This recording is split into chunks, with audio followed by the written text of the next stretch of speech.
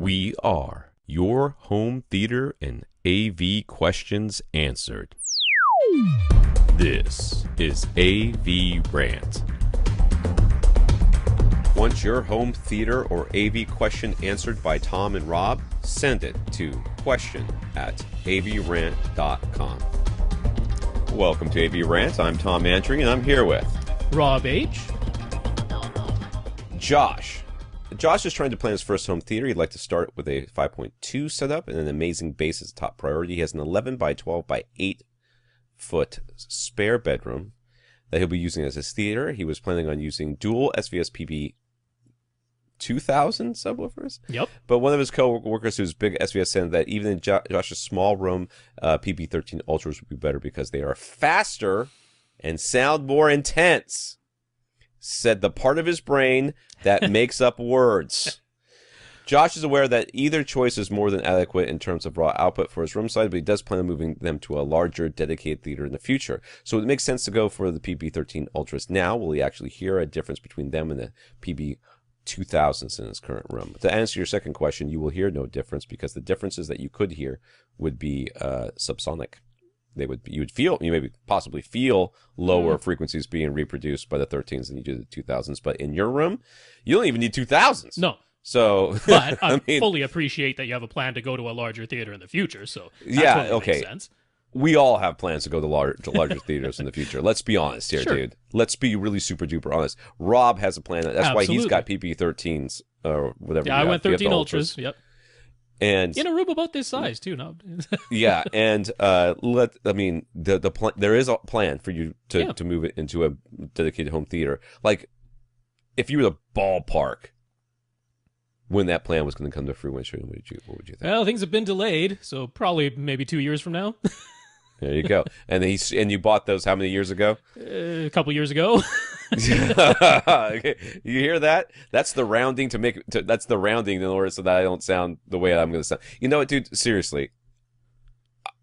The 2000s are more than enough, way more than you need for this room, and more than enough for most rooms. If you really have a solid plan that tells you that you're going to need the 13 Ultras in the very near future, or for sure, then okay. But if you don't, then I think you are just throwing money away right now, and you should just get the 2000s or even the 1000s, which is really all this room calls for.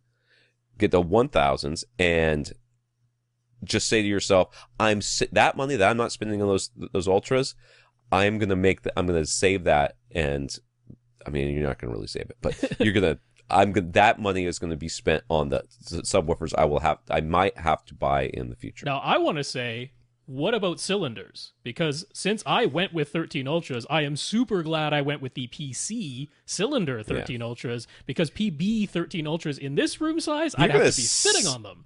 I'm going to say, you're going to sit on those things. You're going to put cushions on top of them. Or my TV would have to be standing on top of them. Yeah. Like, there is nowhere to put PB 13 Ultras in a room that size, believe me. But cylinders would make sense. Also, if you really want to go for the Ultras, the cylinders are cheaper than the boxes. Right.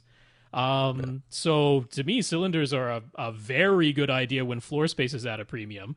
And more than that, there is the way to split the difference. You could go with pluses. If you're like, I have a solid plan in mind, I don't think PB or PC 2000s will have enough output for my future dedicated theater. You don't have to jump all the way to the Ultras. Those pluses exist at a lower price than the Ultras, and they can play loud. The pluses can play very, very loud. So I don't really. First of all, the size of those boxes is ridiculous. You're never going to get those things in your room. You have to go with a sealed box or a cylinder if you're going to go the ultra round. Well, I do too, but both of us own cylinders. Not everybody's okay with a couple of water heaters in their room. So, which is funny that Gary Kubian was like, "Oh, we can't make the new the 50. What is the new 16 one? Ultras. 16. Yeah, it really looks like a water heater." I'm like, dude, these really look like water heaters. What are you talking about? I'm not saying I don't love them. They're velvet covered. I mean, you brush against them, they feel nice. Nothing wrong with that. I'm not saying I don't like them. I'm saying they look like water heaters. And him saying that those really do, I mean, unless they've got a water spout sticking on the side of them, I don't see how they can look any more or less like water heaters than the ones you currently make. That being said, you're not going to be able to fit a PB 13. PB. No. Actually, I honestly don't think you should put a P anything in this room. No, PC. Even the PB 1000s are still an awfully big subwoofer, and it's going to take up a lot of floor space. So you should either be looking at a sealed box, and in which case you just admit to yourself that you're never going to put these in a bigger room, and then just live with that. Or you can go with a cylinder, and those are your only two real options. But the whole thing about what your coworker told you... Oh, right. I forgot about that. I blocked it out. Really largely dismiss most of that. That's all garbage. There has been some objective proof that the 1000 series has a little bit more overhang than like all the other SVS subs. It's just a matter of price point, not as large a magnet on the driver, not as powerful an amp. And I'm like, okay, there's some objective proof that that actually exists. Once you get to the 2000s and up, it's like faster when you're talking about low bass things that take a long time for the sound wave to develop anyway. That doesn't really exist. It's a matter of, transient response, perhaps stopping when the note says to stop. But yeah, no, I would not worry about that in the least. If he said they play louder, he's absolutely right about that. They'll just play louder in the 2000s. Yeah, which you will never experience in your room because you will never turn them up that loud because you would never. My ultras are at 4. Remember that. Out of 45. Out of 100. Out of the volume scale from 0 to 100, mine are at 4. So same size room as yours. All right. He says for speakers, he likes to look at the SVS Ultra series, and if he goes for the PB13 Ultras, that combo would max out his budget. Exactly. Yeah. Don't buy those. That's what I'm saying. But if he goes for the PB2000s, he could spend a bit more on speakers, which opens the possibility of getting the Ascend Acoustics Sierra 2 with the Horizon RAL Center. Would they be worth it enough that getting the smaller subs? The smaller subs are the right choice already. Yes. So what it comes down to is what speakers you want to buy. Yeah. And, SVS has the free round trip shipping, right? Absolutely. So you got to try those, number one. Yeah. There's all the other ones out there that have their free shipping. Aperion, the ones that are behind me right here, those have got free round trip shipping. You got to try those. Anything that's local, got to try those.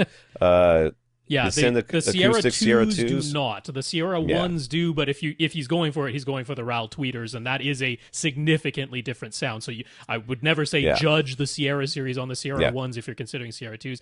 If you're willing to put up with the shipping cost to hear it for yourself, I would highly recommend doing so.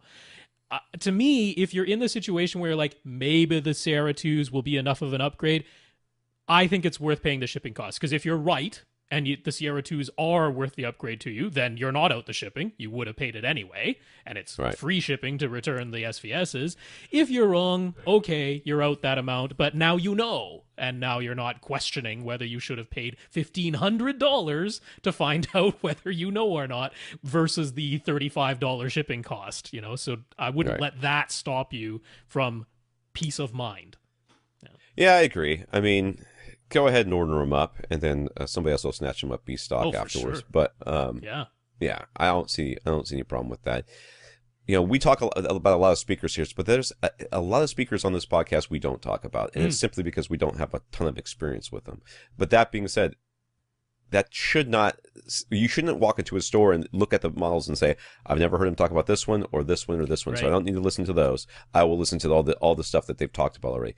Don't do that. Listen to every bit of it, because you may find a speaker that you really love that we've never mentioned, and we would love to hear about it. So make sure that you give everything that you can a voice, and do not, for the love of God, buy a PB13 Ultra for a pair of those for your room. You will not be happy. So if he does get the Ascend Sierra RAL speakers, what should he use as his surrounds? And aren't they making surrounds? They sure are. Now? Yeah, they're making the Sierra Lunas, which David Fabricant has now announced they're going to start taking pre-orders in January after they come back from their winter break. The regular price is going to be $1,200 a pair. So they're only $300 cheaper than the Sierra 2s, but for the introductory price, they're going to offer them at $1,150 a pair for the people who are getting some, Rob? Getting it early. Are you getting some? I can't afford them right now. I would if I could, but I don't have the spare cash lying around. I spent my stuff on PSVR, so which I'm enjoying, by the way, so I don't regret that. But yeah, I forgot about that. If you don't want to go all the way to, the full, exactly the same ribbon tweeter as is in the Sierra 2s, if you think that's overkill for your surround positions, and I would 100% say that's overkill for your surround backs or your front heights or something like that, maybe for the side surrounds, I would personally say it's not a waste. But for any of the other positions, I would go right to the HTM 200s. Yes, they are a different timbre sound. They're not part of the Sierra series, but they're close enough that for a position like a surround back or something, and the cost savings is so significant and they're so easy to place, I would go right for that. So yeah, that's what I do. Yeah, and I was going to say something. Oh yeah, and if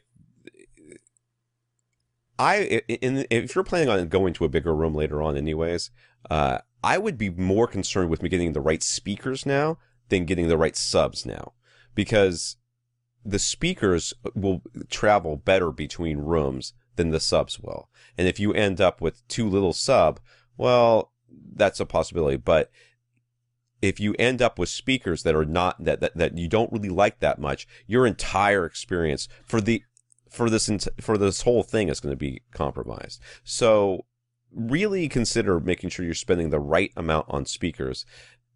Because in your room, any sub will just about do, especially any sub from SVS will do. So, just make sure you get the right speakers, I guess is where I'm going with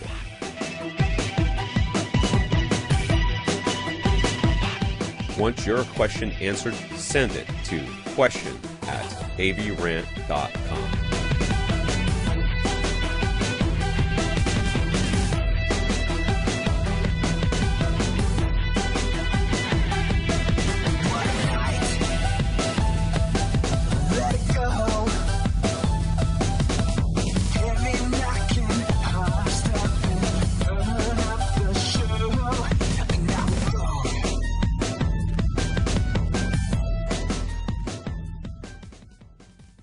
This is AVRant.